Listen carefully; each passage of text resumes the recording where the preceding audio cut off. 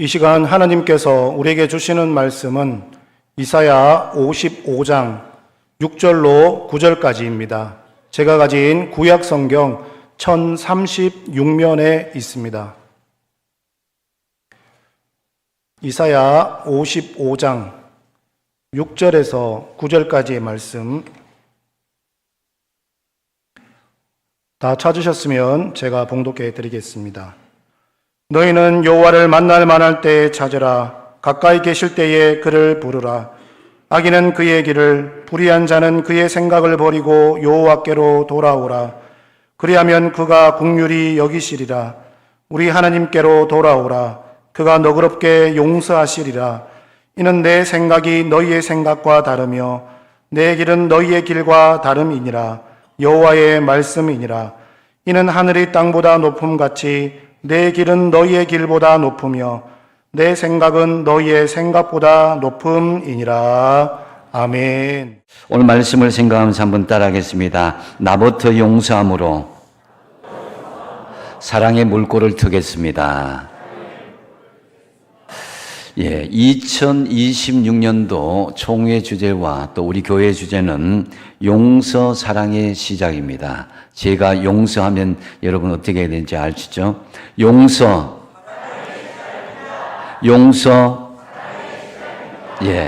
용서함으로 사랑하는 2026년 한 해를 만들어 나가시기 바랍니다. 여러분, 작년 우리 대한민국의 세계 국력 순위가 몇이나 될 줄 아십니까? 미국 US 뉴스지에 의하면은 세계 6위로 기록되었습니다. 우리 앞에 있는 나라는 미국과 중국, 러시아와 영국, 독일이 위치하여 있고 프랑스와 일본이 우리보다 더 뒤에 랭크되어 있다는 것은 참으로 놀라운 사실입니다. 우리나라는 특히 보면은 기술 혁신 부분과 군사력, 문화 영향력 부분에서 특히 세계적으로 앞선 분야로 인정을 받았습니다. 정말 이 작은 땅덩어리에서 이런 엄청난 결과를 나타내었다는 것은 다 하나님의 은혜인 줄로 믿습니다.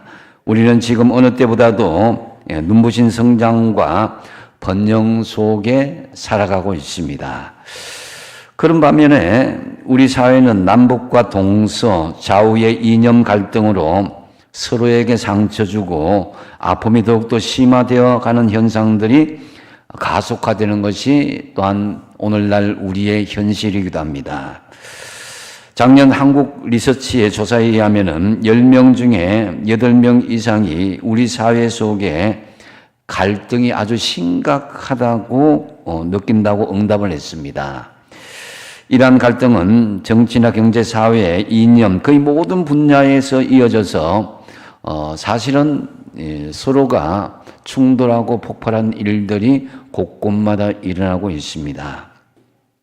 더 우려스러운 사실은 비단 교회 밖에서뿐만 아니라 교회 안에서까지 그 영향을 미치고 있다는 것입니다. 교회는 마땅히 세상의 불신과 미움, 다툼과 상처를 싸매고 찢어진 것을 회복시키는 화해하는 그런 공동체가 되어야 합니다. 그럼에도 교회가 세상 속에 선한 영향력을 미치지 못한 채 어쩌면은 세상보다 더 깊은 미움과 다툼, 단절의 아픔을 겪고 있는 이 현실을 어떻게 이해해야 되겠습니까? 하나님은 또한 우리 교회 공동체를 보면서 어떻게 보시겠습니까? 물론 세상의 죄악이 관영한 현실과 각박한 현실이라고 우리가 말할 수도 있습니다. 그렇지만 여러분, 보다 근본적인 원인은 우리가 복음의 핵심 진리인 용서와 사랑의 능력을 상실했기 때문이 아닌가라고 여겨집니다. 이사야서 43장 25절에 보면은 하나님께서 나 곧 나는 나를 위하여 네 허물을 도말하는 자니 네 죄를 기억하지 아니하리라 그랬습니다.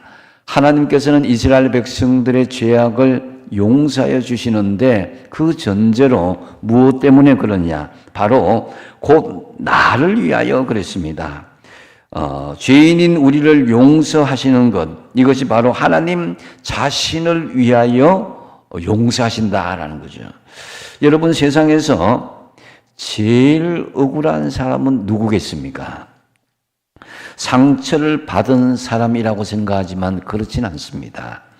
받은 상처 때문에 오히려 용서해 주지 않고 상처 준 사람보다 더 큰 상처를 받고 있는 자기 자신이 바로 그 마음에 정말 가장 억울하고 분통한 사람이 아닌가 여겨집니다.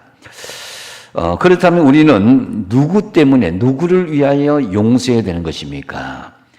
먼저 나 자신 때문이라도 용서하고 그 용서를 선포하고 살아갈 수 있어야 될 것이다 라는 거죠. 그래야 내가 정말 숨쉬고 살아갈 수가 있습니다. 만약에 용서하지 않고 계속 우리 마음에 그것을 담아 지내고 있다면 그것 때문에 우리의 마음의 상처뿐만 아니라 육신의 건강도 점점 나빠지고 말 것입니다. 이것이 또한 사탄이 우리에게 노리는 것이기도 하고요. 용서는 먼저 누구를 위한 것이다? 나를 위한 것이다 라는 거죠. 하나님 스스로도 나를 위해서라도 내가 너희들의 죄를 용서하시겠다 하는 것처럼 우리도 우리 나 자신을 위해서 먼저 용서할 수 있어야 된다는 거죠. 우리가 상처를 딛고 일어서기를 원하신다면은 내게 상처를 준 사람들, 우리 자신을 위해서라도 용서하시는 저와 여러분 되시기 바랍니다. 그렇다면 내가 용서함으로 사랑을 실천하기 위해서 우리가 오늘 본문을 통해서 결단할 것이 무엇이겠습니까? 먼저 십자가의 용서 앞으로 나올 수 있어야 됩니다. 6절 말씀에 너희는 여호와를 만날 만한 때에 찾으라, 가까이 계실 때에 그를 부르라 그랬습니다. 본문의 배경에 보면은 하나님 앞에서 죄를 받고 죄를 짓고 징계받을 때 이스라엘 백성들에게는 이 나라가 멸망하고 바벨론 포로가 되는 그런 큰 징계가 있는 그것을 말합니다. 하나님의 징계는 결코 하나님으로부터 버림받는 것이 결론이 아니라 정말 그들을 구원하고 사랑하는 목적이 있다는 거죠. 부모가 자녀를 사랑하는 자녀들을 징계하는 것처럼 하나님의 징계는 하나님의 백성이 그 징계를 통해서 하나님께로 돌아오고 또 회개하기를 원하시는 것이 바로 하나님의 사랑의 마음이다라는 것입니다. 즉 하나님께서 이스라엘 백성들에게 바벨론의 포로 생활을 하게 하신 것은 그들을 버리신 것이 아니라 돌아오라, 회개하고 다시 하나님께로 돌아오기를 원하시는 것이 하나님의 진심이고 그 진심이 사랑의 마음이다라는 거죠. 이것을 우리가 신약적으로 해석을 하면은 바로 예수님의 십자가의 용서 앞으로 나오는 것이다라는 것입니다. 용서는 예수님의 십자가 앞으로 나와야 진정한 용서가 성립된다라고 할 수 있습니다. 그래서 에베소서 4장 32절 말씀에 서로 용서하기를 하나님이 그리스도 안에서 너희를 용서하심과 같이 하라라고 말씀합니다. 용서는 남이 나를 용서해 주는 만큼만 남을 용서해 주는 것이 아닙니다. 하나님이 그리스도 안에서 우리를 용서하신 대로 남을 용서하라는 것입니다. 하나님이 예수님을 통해서 용서하신 것은 우리가 어떤 의로운 행동을 하기 전에도 우리가 여전히 죄인인 상태에도 하나님의 용서는 먼저 실천되었다는 것입니다. 그 용서를 따라서 실천하라는 것입니다. 그래서 그러면 예수님의 십자가의 용서를 생각하고 십자가 앞으로 그 나올 때의 진정한 용서, 이것이 실현되는 것인데 우리 힘으로는 할 수 없습니다. 예수님의 십자가 앞으로 나올 때에 용서의 역사가 일어나게 된다라는 것입니다. 주님은 언제든지 우리와 만나기를 원하고 우리 가까이 계십니다. 주님 만나기를 사모하며 우리 주님을 가까이 하시기를 힘써 주시기 바랍니다. 어린아이가 부모와 떨어지면요, 사고 나기 쉽습니다. 신앙도 마찬가지입니다. 하나님과 멀어지고 떨어지게 되면 문제가 야기될 수밖에 없는 것이죠. 어중간하게 주님을 멀찍이 따라가면은 문제가 생길 수밖에 없습니다. 마태복음 26장 58절에 보면은 예수님께서 십자가의 길을 걸어가실 때에 베드로가 멀찍이 예수님을 따라 대제사장의 집들까지 가서 그 결말을 보려고 안에 들어가 하인들과 함께 앉아 있더라 그랬습니다. 따라가기는 따라가는데 멀찍이 따라가다 보니까 예수님을 십자가의 그 현장에 가는 데까지만 가고 주님과 동행하지 못하고 십자가의 그 길을 같이 걸어가지 못했던 것입니다. 그리고 주님의 십자가 앞으로 나왔다면 가까이 계실 때에 그를 부르라 이렇게 말씀합니다. 하나님께 간절히 부르고 기도하라는 것이죠. 오늘 본문에서 바벨론 포로로 고난을 겪는 백성과 같이 우리도 여전히 힘이 들고 어려울 때에 하나님이 우리 곁에 계시고 우리를 가까이 찾아오신다는 것이죠. 그래서 그럴 때에 우리는 간절히 하나님 앞에 부르짖고 기도할 수 있어야 된다는 거죠. 저는 특별히 간절히 부르짖을 때가 신년초고 특별히 내일부터 3일간 있게 될 부흥성의 기간이라고 생각합니다. 2026년을 시작하면서 하나님을 만날 만한 때 만나고 가까이 계실 때에 부르짖는 저와 여러분이 되시기 바랍니다. 아무리 바쁘더라도 하나님을 가까이 하고 간절히 부르짖을 때에 우리는 미움과 다툼과 시기와 질투는 물러가고 진정한 용서와 사랑이 실현될 것입니다. 7절 말씀을 읽어보겠습니다. 7절 말씀 같이 읽겠습니다. 시작.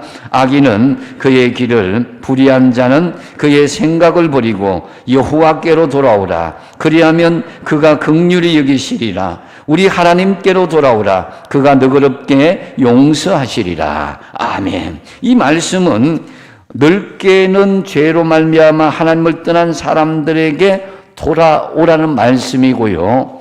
보다 더 구체적으로 또 다양한 시각으로 바라보면은 하나님을 믿는다고 하면서도 교회를 떠난 사람들을 향한 말씀이기도 하고, 그리고 교회를 떠나지는 않았는데 예수님을 떠난 사람들이 있습니다. 교회에 출석하여서 예배는 드리지만 마음은 하나님에게서 멀어진 사람들을 말하는 것입니다. 그래서 하나님을 섬기면서 제멋대로 생각하고 제멋대로 말하고 제멋대로 행동하고 살아가는, 내가 원하는 대로 되지 않으면은 하나님께서 함께하지 않으신다고 여기는 그런 사람들에게 돌아오라고 말씀하시는 것입니다. 여러분, 인간이 아무리 기가 막힌 기술과 아이디어를 가지고 있다 할지라도 하나님의 생각은 초월할 수가 없습니다. 우리의 생각이나 경험이 절대 하나님의 생각을 앞설 수 없는 것입니다. 이것은 얼마나 좋아 보이느냐, 편리하냐의 문제가 아니라는 것입니다. 맞느냐 틀리냐의 문제입니다. 때로는 죽느냐 사느냐의 문제로 이어지기도 합니다. 바로 이러한 사람들에게 오늘 말씀하십니다. 악인은 그의 길을, 불의한 자는 그의 생각을 버리고 여호와 하나님께로 돌아오라고 말씀합니다. 이 말씀에서 그 길이란 바로 자신들의 방식을 이야기합니다. 너희들의 사는 방식, 너희들이 생각하고 행동하는 방식을 버리고 하나님께로 돌아오라는 것입니다. 그러므로 내가 용서하고 살아가는 것은 나의 생각이나 경험이나 지식에 결정되어서는 안 된다는 것입니다. 오직 용서함으로 사랑을 실천하기 위해서 내가 먼저 십자가에 용서함으로 나오시고 주님 앞에 부르짖고 기도할 수 있어야 됩니다. 그래서 하나님 앞에 간구하고 회개하신 후에 예수님의 십자가의 용서를 선포하시고 사랑하시는 2026년들을 만들어 나가시기 바랍니다. 또한 내가 용서함으로 사랑을 실천하기 위한 결단한 것은 버릴 것은 버리고 채울 것은 채워라고 말씀하십니다. 올해 주제 신약의 본문의 말씀이 바로 에베소서 4장 31절과 32절 말씀인데요. 여기에서는 이제 우리에게 버릴 것과 채워 나갈 것을 분명히 말씀하고 있습니다. 하나님의 용서와 사랑이 우리 안으로 들어왔다면은 이 생명의 물줄기는 우리의 삶의 현장으로 건강하게 흘러가야 됩니다. 여러분, 에베소 교회는 원래 이 박해와 고난 중에서도 믿음을 지키는 교인들, 헌신과 수고와 인내로 섬기는 교회였습니다. 굉장히 건강한 교회였죠. 신앙생활 하다가 조금만 어려워도 여러분 신앙생활 그만두는 사람들이 있는데, 그러한 박해 속에서도 신앙을 붙드는 성도들이 있는 아름다운 교회가 에베소 교회였습니다. 성도들이 모여서 주님을 위해 헌신하고자 하는 그런 살아있는 교회가 에베소 교회였습니다. 그리고 지식적으로도 굉장히 뛰어난 교회였습니다. 교회 이단 사상이 들어왔을 때 분열하에서 이단을 밝히고 축출했던 그런 영적으로 분별을 잘하는 그런 살아있는 능력 있는 교회였습니다. 그래서 교회가 이단이 들어오게 되면 교회가 분열되고 그렇게 하는데, 오히려 에베소 교회는 더 탄탄하게 믿음의 결속력을 가지고 든든하게 세워졌습니다. 그렇지만 에베소 교회는 영적이고 성경적이고 지혜와 지식을 가지고 분별력을 가지고 있는 이상적인 교회였는데, 근데 그거보다도 더 보면은 에베소 교회는 지리적으로도 굉장히 좋은 위치에 있었습니다. 지도로 보면요, 이 소아시아 지역, 지금의 터키 지역에 있는 거죠. 여러분 자세히 보시면은 이 교회는 성장하려면 목이 좋아야 하는데 교통이 편리하고 사람들이 찾아오기 쉽고 요즘 보면 주차 공간이 넓어야 되죠. 에베소 교회는 소아시아 지역에 위치해서 아프리카, 유럽, 아시아가 만나는 곳이며 무역과 상업의 요충지였습니다. 한마디로 사람들이 많이 모일 수 있는 자리였습니다. 복음의 영향력이 어디든 펼쳐나갈 수 있는 가능성이 있는 곳에 위치한 정말 비전 있는 교회였습니다. 하지만 이러한 여러 가지 장점을 가지고 있었음에도 불구하고 에베소 교회는 사도 바울이 떠난 후에 변질되기 시작했습니다. 요한계시록 2장 4절에 보면 소아시아 7교회에 대해서 평가하는 내용들이 나오는데, 에베소 교회는 2장 4절에 보면은 그러나 너를 책망할 것이 있나니 너의 처음 사랑을 버렸느니라고 말씀하고 있습니다. 여러분, 처음 사랑이 무엇입니까?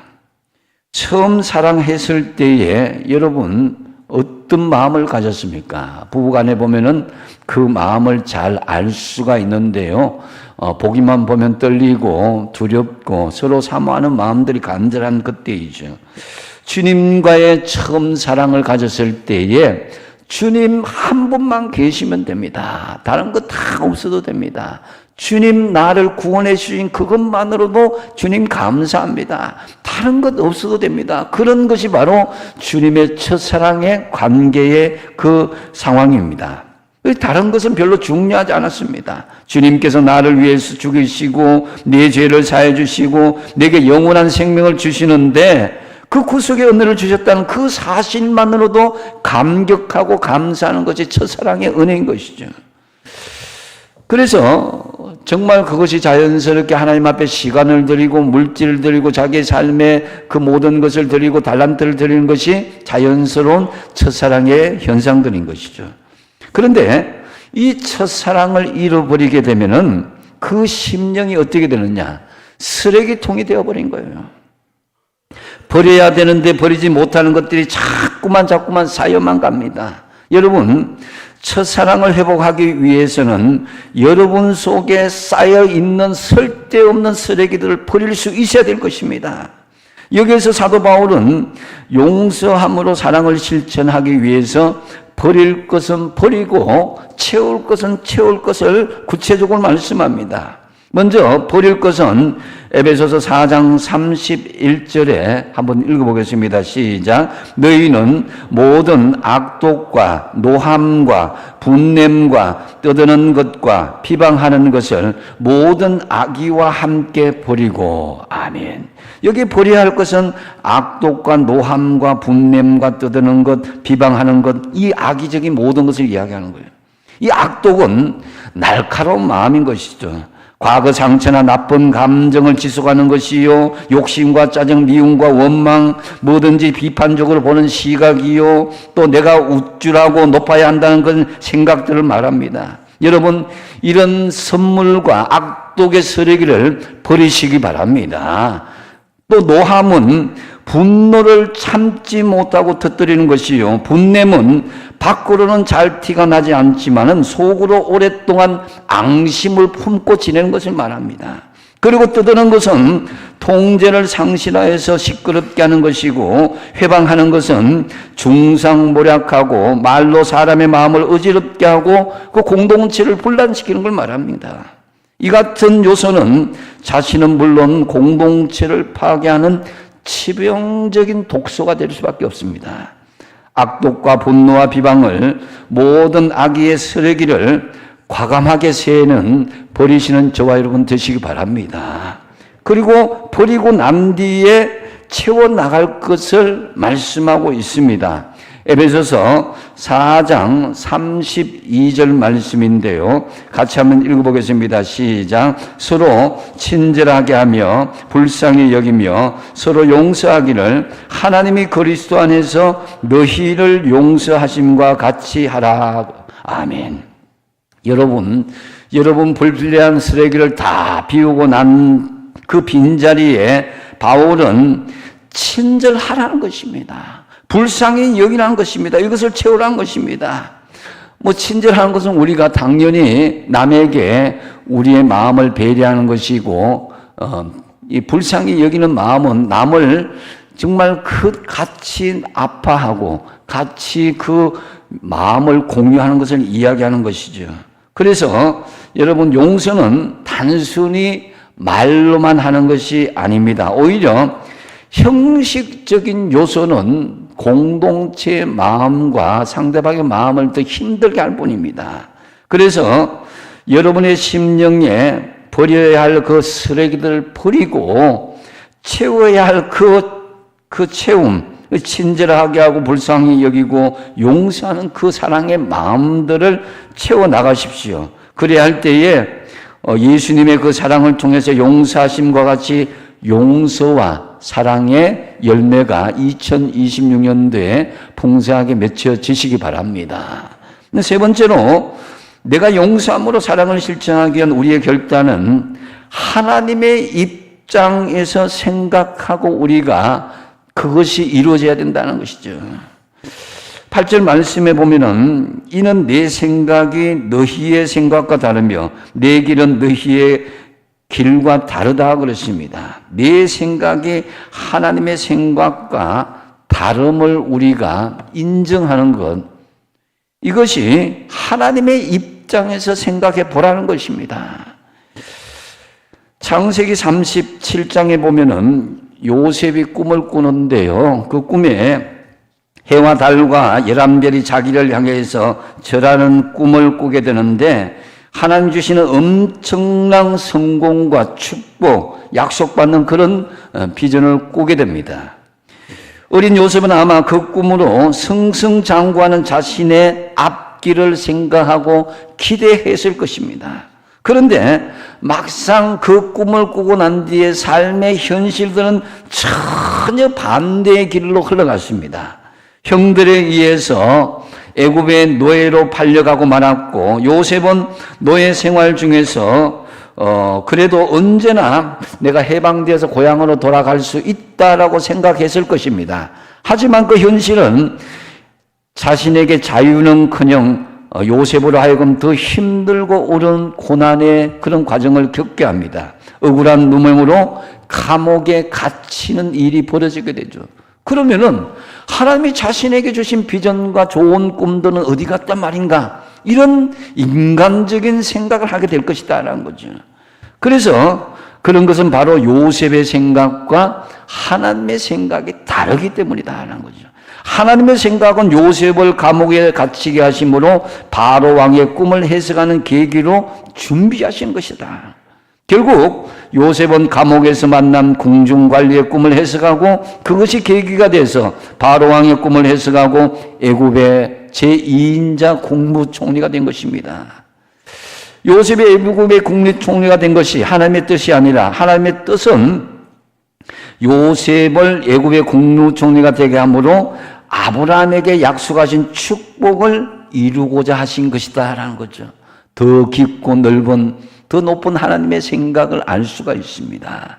그래서 요셉은 하나님의 약속이 성취되는 데 쓰임을 받게 된 것이다라는 거죠. 지금 그렇기 때문에 우리는 눈에 보이는 이 현실 가운데 하나님이 이럴 수가 있습니까? 하나님 이건 아니지요 라는 그런 얄팍한 우리의 생각을 버릴 수 있기를 바랍니다. 여러분 지금 내 몸이 병들었다고 지금 하는 일이 잘 풀리지 않는다고 자식들이 지금 힘들고 어렵다고 내 뜻대로 어떤 일들이 잘 관철되지 않는다고 하나님께서 여러분의 꿈과 일들을 계획들을 막으신다고 생각하십니까? 하나님이 나를 포기했다고 생각하지 마십시오. 눈에 보이는 것으로 우리의 생각을 짧게 여기지 마시라는 것입니다. 하나님의 생각과 우리의 생각은 분명히 다릅니다. 하나님은 여전히 우리를 사랑하시며 우리의 아픔에 동참하고 지금 돌아오라고 말씀하시는 거예요. 우리의 생각과 하나님이 다르다는 것을 인정하시는 여러분 되시기 바랍니다. 9절 말씀에 하늘이 땅보다 높은 같이 내 길은 너희의 길보다 높이며 내 생각은 너희의 생각보다 높다 그랬습니다. 여러분 내 기준이 아니라 하나님의 기준으로 생각해 보십시오. 3살짜리 콜릭의 어린아이와 우리 다 큰 장성한 어른은 물론 생각한다는 공통점은 있습니다. 그러나 3살짜리 어린아이의 생각과 장성한 어른의 생각은 분명히 그 차원이 다른 생각을 가지고 있습니다. 그래서 바울은 고린도전서 13장 11절에 이렇게 이야기하는데요. 같이 한번 읽어보겠습니다. 시작. 같이 읽겠습니다. 13장 11절입니다. 그거는 그 앞에 말씀이고요. 9절 말씀인데 제가 읽어드리겠습니다. 내가 어렸을 때는 말하는 것이 어린 아이와 같고 깨닫는 것이 어린 아이와 같고 같이 한번 읽어보겠습니다. 시작. 내가 어렸을 때는 말하는 것이 어린 아이와 같고 깨닫는 것이 어린 아이와 같고 생각하는 것이 어린 아이와 같다가 장성한 사람이 되어서는 어린 아이의 일을 버렸노라. 아멘. 사도 바울이 느낀 거예요. 자기가 믿음이 어리고 생각이 짧을 때는 그 기준이 자기 인간적인 기준을 했지만은 믿음의 장성한 분량이 되었을 때는 그 초보적인 어린아이의 생각과 기준을 버렸다라는 것입니다. 그래서 여러분 인간의 생각과 하나님의 생각은 그 차원이 마치 하늘과 땅 차이인 것입니다. 비교가 안 될 정도로 엄청난 차이가 있는 것입니다. 왜 그렇습니까? 하나님은 천하 우주 만물을 창조하시고 그것을 주관하시는 분인데 우리가 어떻게 그 하나님의 크신 역사를 다 알 수가 있겠습니까? 그래서 인간은 전지한 능력이 없고 인간의 지식이 아무리 깊어도 그것은 극히 제한적일 수밖에 없다라는 것이죠. 인간의 모든 지식을 다 앞에 놓아도 하나님의 전지전능함에 전혀 비할 바가 못 되는 것입니다. 그렇기에 우리는 하나님의 입장에서 생각해야 될 이유가 바로 여기에 있다는 것입니다. 하나님을 기준으로 삼는다는 것은 바로 어떤 것입니까? 오늘날 말씀을 기준으로 삼고 살아간다는 것입니다. 아모스 7장 8절에 하나님께서 말씀하십니다. 아모스야 내가 무엇을 보느냐? 내가 내게 대답하되 다림줄이니이다. 주께서 이르시되 내가 다림줄을 내 백성 이스라엘 가운데 두고 다시는 용서하지 아니하리니 그랬습니다. 이스라엘의 백성이 죄악이 극에 달할 때에 메뚜기 재앙과 불의 재앙을 하나님께서 보여주시는데 이에 아모스는 이스라엘 백성들 하나님 용서해달라고 자비를 구하게 되죠. 그래서 하나님께서는 돌이키시고 다림줄, 즉 하나님의 기준을 보여주시는 거예요. 바로 다림줄 같은 하나님의 말씀 앞에 자신을 비추어 보고 말씀으로 기준으로 삼지 않는 백성들은 내가 용서하지 않겠다는 것입니다. 여러분, 하나님의 말씀은 다림줄과 같습니다. 잘 믿는 것인지 잘 못 믿는 것인지 열심과 헌신만 가지고 우리는 평가할 수 없습니다.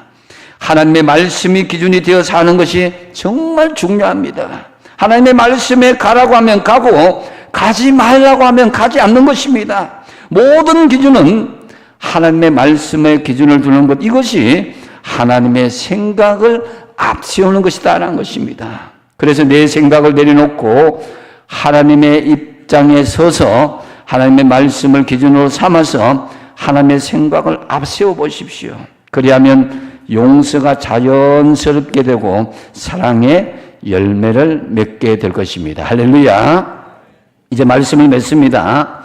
내가 용서함으로 이 사랑을 실천하기 위해서 결단하는 것은 먼저 십자가의 용서 앞으로 나와야 됩니다. 내 힘으로 내 능력을 할 수 없습니다. 하나님께서 예수님을 통해서 십자가의 그 사랑을 닮은 것처럼 나오셔야 된다.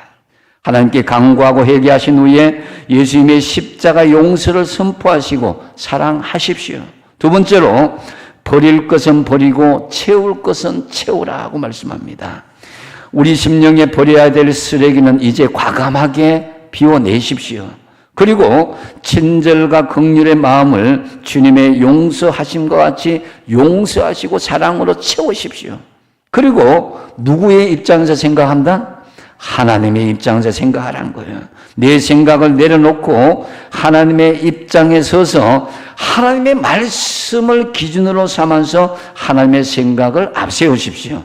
그래서 2026년 새해 여러분의 용서로 여러분이 속한 모든 공동체에 아름다운 사랑의 물꼬가 터짐으로 세상에서 가장 행복하고 아름다운 하나님의 나라를 세워가시는 저와 여러분 되시기 바랍니다. 기도하겠습니다.